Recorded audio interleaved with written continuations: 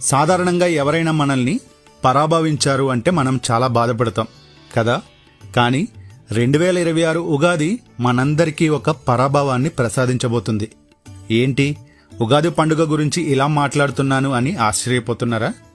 2026 మార్చి 19న మన జీవితాల్లోకి అడుగు పెట్టబోతున్న శ్రీ పరాభవ సంవత్సరం వెనుకున్న అసలు రహస్యం తెలిస్తే మీరు కూడా ఈ పరాభవం కోసమే ఎదురుచూస్తారు.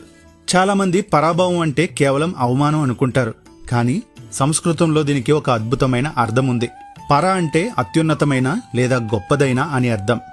భవ అంటే పుట్టుక లేదా స్థితి అని అర్థం. అంటే మనలోని అపజయాలను, అహంకారాన్ని, అజ్ఞానాన్ని ఓడించి, అంటే పరాభవం చేసి ఒక ఉన్నతమైన స్థితిలో కొత్తగా జన్మించడమే ఈ సంవత్సర సందేశం.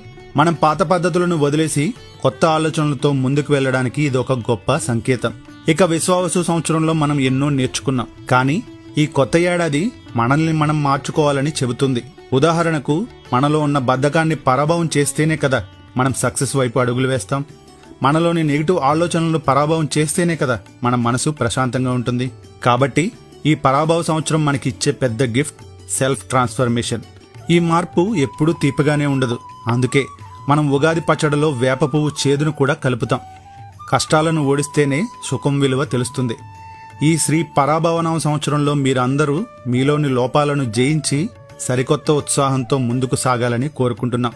మరి ఈ ఉగాది నుంచి మీలో ఉన్న ఏ అలవాటుని మీరు పరాభవం చేయాలనుకుంటున్నారు? అంటే ఏ నెగిటివ్ క్వాలిటీని వదిలేయాలనుకుంటున్నారో కింద కామెంట్స్లో షేర్ చేసుకోండి. ఈ వీడియో కనుక మీకు నచ్చితే లైక్ చేయండి. జై శ్రీరామ్.